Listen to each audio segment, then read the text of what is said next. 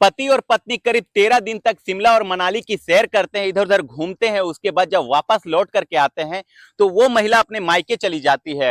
वो लगभग उसकी 5 साल की एक बेटी होती है, वह अपने नानी के पास होती है। नानी पूछने लगते कि आखिरकार बेटा दामाद दिखाई नहीं दे रहे हैं, ना ही उनसे बातचीत हो पा रही है। लगभग 13 दिन से बातचीत उनसे हो ही नहीं पाई, आखिरकार दामाद है कहाँ। जैसे ही माँ ने अपनी बेटी से पूछा तो बेटी ने उधर उधर घुमा करके जवाब देना शुरू कर दिया, क्योंकि इससे पहले बेटी कभी इस तरीके से बात नहीं करती थी। माँ को कोई शक होता है, माँ आखिरकार जिद पर अड़ जाती कि आखिरकार दामाद जी है तो कहाँ है। तब बेटी अपने माँ के जिद के आगे टूट जाती है और बताती है कि उनका मैंने आपसे लगभग 13 दिन पहले कत्ल कर दिया है।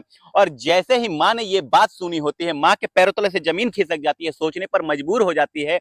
वे अपने पति से बताती है कि तुम्हारी बेटी कुछ इस तरीके के बातें कर रही है, मुझे तो यकीन नहीं हो रहा। अब बाप भी अपनी बेटी से पूछता है तो बेटी ने जो अपनी माँ को बताया होता है वही सब कुछ अपने बाप को बता दिया होता है। बाप और माँ उस लड़की को लेकर के सीधा थाने पहुंच जाते हैं और थाने ले जाने के बाद कहते हैं कि हमारी जो बेटी है, वे दामाद जी के बारे में पूछते हैं तो वे कहती है कि उनका कत्ल कर दिया है। इसके बाद फिर थानेदार के पास बात पहुंचती है। थानेदार ने संबंधित इलाके में 2 सिपाही भेजते हैं और आखिरकार पता करते हैं कि मामला क्या है, क्योंकि उस लड़की ने बताया होता कि उसने कत्ल कर दिया और कत्ल करने के बाद जो लाश है वो घर के अंदर जो बाथरूम है उसमें रखी हुई होती है। 2 सिपाही बाथरूम में जाते हैं, जाकर के देखते हैं तो बाथरूम में नीट एंड क्लीन होता है और यहाँ पर किसी तरीके की कोई बात दिखाई नहीं दे रही होती है। तभी सिपाही बोलते हैं कि साहब ये झूठ बोल रही है, यहाँ तो सिर्फ एक ड्रम रखा हुआ है, बड़ा सा ड्रम रखा हुआ है, वो भी सीमेंट से पूरी तरीके से भरा हुआ होता है। जब इस महिला से वे फिर से पूछा जाता है तो महिला कहती है कि जो उसका पति है वो उस ड्रम के अंदर पैक है, उसको चुन दिया गया है, उसके छोटे छोटे 15 से अधिक टुकड़े हमने कर दिए हैं। ड्रम को जब खोला जाता है तो वाकई उसके अंदर लाश निकलती है। इसके बाद फिर सोशल मीडिया पर यह कहानी, ये घटनाक्रम पूरा ट्रेंड करने लग जाता है। हर कोई इस घटनाक्रम के बारे में जानने की कोशिश में जुट जाता है कि आखिरकार मामला क्या है, माजरा क्या है, हुआ क्या था, कौन था वो जो उसका पति बनकर के जो है कि शिमला और मनाली में उसके साथ घूम रहा होता। आज की इस कहानी के माध्यम से यह समझने की और जानने की कोशिश करते हैं।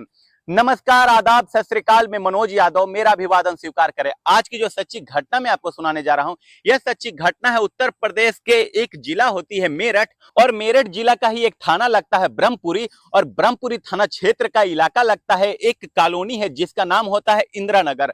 दरअसल इंदिरा नगर में ही एक मास्टर कॉलोनी होती है और मास्टर कॉलोनी की यह सच्ची घटना होती है। एक लड़का जो कि मर्चेंट नेवी का पूर्व कर्मचारी होता है और 24 फरवरी 2025 के लगभग रात के 8 या 9 बजे के आसपास का वाकया होता। वह अचानक से लंदन से अपने घर पर पहुंच जाता है। वह लंदन से घर पहुंचने के पीछे की एक वजह होती है कि जैसे ही अगली तारीख यानी कि 25 फरवरी आएगी तो उसके पत्नी का जन्मदिन शुरू होता है और फिर वह अपने पत्नी के जन्मदिन के लिए सरप्राइज देना चाहता था। ठीक 2 दिन के बाद यानी कि 28 फरवरी को उसकी बेटी का भी जन्मदिन होता है, इसलिए माँ और बेटी यानी कि पत्नी और बेटी को वह सरप्राइज देना चाहता था। और फिर अचानक ही जब घर में वह दस्तक देता है तो घर में खुशियों के गीत, मंगल गीत गाए जाने लगते हैं और सरप्राइज देकर के वे सब लोग शौक हो जाते हैं। अब ऐसे ही ये सब जो होती है घर में ठीक ठाक चल रहा होता है। अगला दिन निकलता है, 25 तारीख को वह अपनी पत्नी का जन्मदिन मनाता है और 2 दिन के बाद अपनी बेटी का भी जन्मदिन मनाता है। घर परिवार के सभी लोग वहां पर आते हैं, केक कटता है और फिर खुशियों के मंगल गीत गाए जाते हैं। सब कुछ ठीक ठाक चल रहा होता है। लेकिन जब 2-4 दिन और बीत जाते हैं, ये बात होती है 4 मार्च 2025 की रात, लगभग 11 बजे का आसपास का यह वाकया होता है। पति आराम से सोया हुआ होता है और रात के जैसे ही 11 बजते हैं पत्नी उसके सीने पर आकर के बैठ जाती है, एक बड़ा सा चाकू लेती है और अपने ही पति के सीने में बहुत तेजी के साथ घोंप देती है।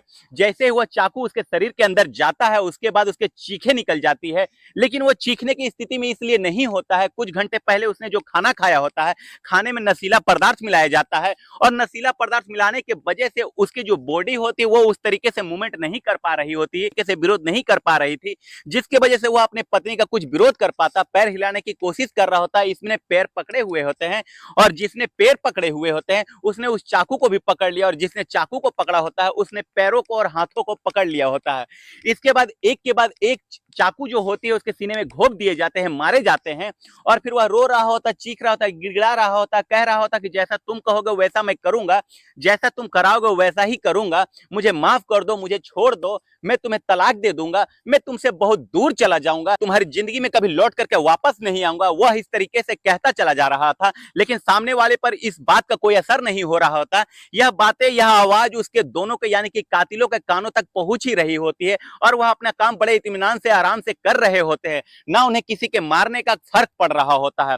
आखिरकार लगभग 25 से 30 मिनट तक वो व्यक्ति इसी तरीके से दर्द से तड़पता रहता है और फिर एक बार तो आकर के वह दम तोड़ जाता है और जैसे ही वह दम तोड़ता है, मर जाता है, उसके नब्ज को टटोला जाता है। अब यहां से ये दोनों यानी कि उसकी पत्नी जो होती है, इसका नाम मुस्कान रस्तोगी होता है, वो ये सोच रही होती है कि इसकी लाश को कैसे ठिकाना लगाया जाए।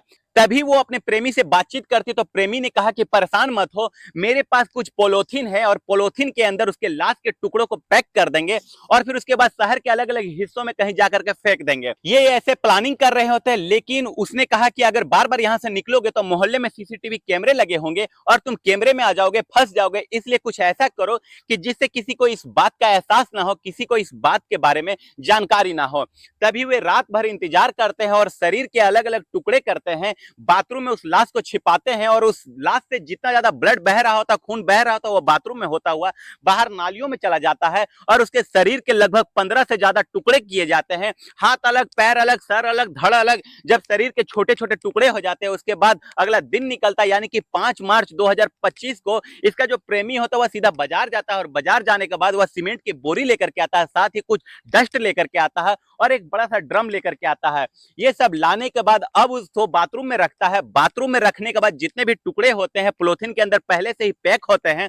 इसके बाद उस जो डस्ट होती है और साथ ही सीमेंट को घोल करके उससे एक बड़े से ड्रम के अंदर रख देते हैं और जो बॉडी के पार्ट्स होते हैं उन पार्ट्स को उसके ड्रम के अंदर जो होते हैं डाल देते हैं। अब यहां से जो दोनों होते हैं यानी कि जो इसका प्रेमी होता है मुस्कान और फिर जो उसका प्रेमी, वो यहां से एक प्लान करते हैं क्यों ना कहीं बाहर चलते हैं घूमने के लिए और फिर यहां से सीधा चले जाते हैं शिमला। और शिमला जाने के बाद, शिमला जाने से पहले हालांकि उसकी जो बेटी होती है पहले से ही अपने नानी के यहाँ पर ज्यादातर रहा करती थी, 5 साल की वह बेटी होती है और फिर यह घर में बिल्कुल अकेली रहती थी। प्रेमिका और फिर जो प्रेमी होते हैं उसका आना जाना इस घर में लगातार रहता था। पति अक्सर लंदन में रहा करता था। यहां से चले जाते हैं, मोहल्ले वाले को यह बता के जाता है कि मैं अपने पति के साथ शिमला घूमने के लिए जा रही हूं और फिर हमारा प्रोग्राम है मनाली घूमने का। वे घूमते हैं, घूम घाम करके वापस जब आते हैं और आने के बाद ये प्रेमी तो अपना निकल जाता है, लेकिन जो महिला होती है मुस्कान रस्तोगी होता है, उम्र लगभग 26 साल के आसपास होती है, वह अपने माँ के पास जाती है। माँ जो कि ब्रह्मपुरी थाना क्षेत्र का जो गौरीपुरा इलाका होता है वहां पर वह रहती है, परिवार के लोग रहा करते हैं। माँ पूछ रही होती है कि दामाद से कई दिनों से बातचीत नहीं हो रही, आखिरकार दामाद है कहां पर। लेकिन जब बार बार माँ यही बात पूछ रही होती है कि लड़की गुस्से में आकर के कहती है कि मैंने उसका कत्ल कर दिया है, उसको मार दिया है।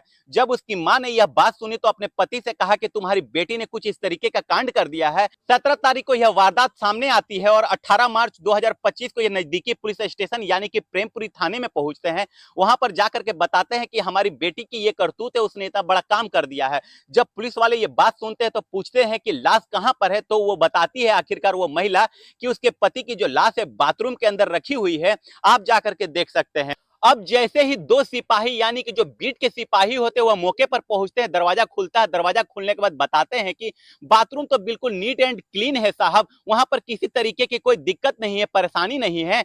तभी उन्हें लगता है कि शायद ये महिला झूठ बोल रही है। वे इंस्पेक्टर को सूचना देते कि साहब ये तो झूठ बोल रही है, यहाँ पर कोई लाश वाश है नहीं। और महिला कहती है कि वहां पर एक ड्रम रखा हुआ है, आप उस ड्रम को खोलेंगे तो उसके अंदर लाश आपको मिलेगी। ड्रम पूरी तरीके से पैक होता है क्योंकि वह जो होता है पूरी तरीके से सीमेंट से पैक हो चुका था, भर चुका होता है।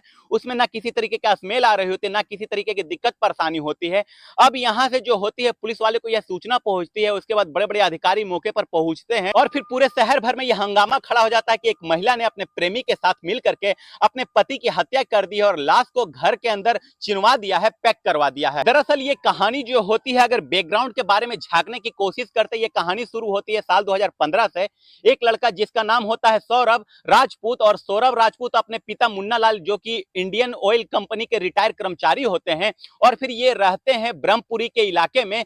और फिर इनको जो होते हैं मुन्ना लाल को 3 बच्चे होते हैं, एक बेटा जिसका नाम बबलू होता है, दूसरा बेटा जिसका नाम सौरभ होता है और तीसरी जो होती है बेटी होती है जिसका नाम शिवानी होता है। और साल 2015 की यह बात होती है, यानी कि सौरभ राजपूत बीटेक कर रहा होता है, प्रथम वर्ष का छात्र होता है और इसके कुछ दोस्त रहते थे शास्त्री के कोठी के पास। वो अक्सर अपने दोस्तों से मिलने के लिए चला जाया करता था और फिर एक दिन एक दुकान पर, जो कि गौरीपुरा के इलाके में दुकान होती है, वहां पर जाकर के देखता है कि एक लड़की जो कि बेहद ही खूबसूरत लड़की है, भला की खूबसूरत है, दुकान से वो कुछ खरीदारी कर रही होती है। उस लड़की को देखता है, लड़की उसे देखती है, दोनों एक दूसरे को देखने लग जाते हैं और फिर आंखों ही आंखों में एक दूसरे से प्यार हो जाता है। अभी पहले ही मुलाकात में दोनों एक दूसरे से अपना नंबर भी शेयर कर लेते हैं। जब इनका मन किया करता था तभी वे नंबर पर एक दूसरे से बहुत सारी बातें किया करते थे। बात करते करते कब 7-8 महीने बीत जाते हैं पता ही नहीं चलता। इसके बाद जो लड़का होता है अपने परिवार से कहता है कि एक लड़की है जिसका नाम मुस्कान रस्तोगी है, मैं उससे शादी करना चाहता हूं। वे पास के ही मोहल्ले में रहती है, पास में ही रहती है। और जैसे ही लड़के के पिता को यह बात पता चलती है, वे साफ साफ इनकार कर देते हैं कि हम अपने ही बिरादर में तुम्हारी शादी करवाएंगे, वरना तुम्हारी शादी नहीं करवाएंगे। उधर लड़की वाले भी इस बात पर इतराज कर रहे होते हैं, लेकिन लड़का और लड़की जो होते हैं दोनों जिद पकड़ लेते हैं कि प्यार भी करेंगे तो एक दूसरे के साथ करेंगे और शादी भी करेंगे तो जिएंगे भी साथ और मरेंगे भी साथ। इस तरीके के कस्में वादे वे लोग खाने लगते हैं और परिवार आखिरकार टूट जाते हैं। और आखिरकार सौरभ राजपूत और फिर उसकी प्रेमिका होती है, उसका नाम मुस्कान रस्तोगी होता है, दोनों की शादी हो जाती है साल 2016 में। और जैसे ही शादी होती है उसी साल 2016 में इसकी मर्चेंट नेवी यानी कि लंदन के अंदर नौकरी लग जाती है और फिर जिंदगी जो होती है पटरी पर आ जाती है, सब कुछ ठीक ठाक चलने लगता है। लगभग 1 साल के बाद घर में कुछ कलेश रहने की वजह से वह अपनी नौकरी को छोड़ देता है और फिर उसको अलविदा कह देता है। नौकरी छोड़ने के बाद जब वह वापस आता है, यहाँ पर वो अपनी पत्नी के साथ आकर के रहना शुरू कर देता है और फिर इसके बाद फिर वह प्लाईवुड वगैरह के किसी दुकान वगैरह में कारपेंटर के काम करने लगता है। और जैसे जैसे वक्त आगे बढ़ता है, साल 2019 की बात होती है, उसकी एक बेटी पैदा होती है, नाम पीहू रखा जाता है। लेकिन ये अपने माता से और अपने पिता से, बहन से, परिवार से लड़का अलग रहने लगता है अपनी पत्नी के साथ। और फिर जब वक्त आगे बढ़ रहा होता तो साल 2020 में लंदन में ही एक मॉल के अंदर उसको सेल्स मैनेजर की नौकरी लग जाती है और फिर वो वहां पर रहने लग जाता है, नौकरी करने लग जाता है। इसका कभी कभार आना जाना लगा रहता था, महीनों महीने वो घर से गायब रहा करता था। इधर जो पत्नी रहती है, पत्नी जो होती है अकेली रहा करती थी अपनी बेटी के साथ, लेकिन बेटी जो रहती है ज्यादातर अपने नानी के साथ रहा करती थी, अक्सर नानी के साथ उसका वक्त बीता करता था। नानी नाना उसको बहुत ज्यादा प्यार किया करते थे, खुश रखा करते थे। अब मुस्कान जो होती है वह अकेली रहती है और कुछ ही फासलों में एक लड़का रहा करता था जिसका नाम साहिल शुक्ला होता है। साहिल शुक्ला जो कि पेशे से एक सीए होता है। और फिर कब इन दोनों की आंखें चार हो जाती है, ये अकेली रहा करती थी और जब भी मौका मिला करता था साहिल शुक्ला को, वे मुस्कान से मिलने के लिए उसके घर पर आ जाया करता था। ऐसे रहते थे जैसे पति और पत्नी साथ रहा करते हैं। वक्त आगे बढ़ने लगता है, साल 2023 की बातें होती है। एक दिन इस सौरभ राजपूत को जब वापस लंदन से लौट करके आता है, उसे अपने पत्नी का मोबाइल मिल जाता है और मोबाइल में ही वो देख लेता है कि इस तरीके से साहिल शुक्ला से यह बातचीत किया करती है, चैटिंग किया करती है। और उसने इस बात का एतराज किया होता है। कभी एतराज करने के दौरान ही उसकी पत्नी जो होती है मुस्कान ने साफ साफ बोल दिया होता है कि वो तुमसे अलग रहना चाहती है, तलाक लेना चाहती है और फिर वो अपनी जिंदगी साहिल शुक्ला के साथ ही बिताना चाहती है। लेकिन जो सौरभ होता है वह तलाक देने से साफ इनकार कर देता है और फिर इन दोनों के बीच में कभी कभार इस बात को लेकर के विवाद हो जाया करता था, झगड़ा हो जाया करता था। हालांकि सौरभ ने इस रिश्ते को निभाने की तमाम कोशिशें की होती है, लेकिन ये रिश्ता ज्यादा दिन टिक नहीं पाता है क्योंकि इसमें विवाद होता है। लेकिन एक दिन ऐसा भी आता है कि यानी कि 24 फरवरी 2025 की रात वह अचानक से अपने पत्नी को सरप्राइज देने के लिए आता है और उसकी पत्नी खुश हो जाए, लेकिन वो नहीं जानता था कि ये उसकी जिंदगी की आखिरी रात होगी और अब उसके साथ जिंदगी में बहुत भयानक कुछ होने वाला है।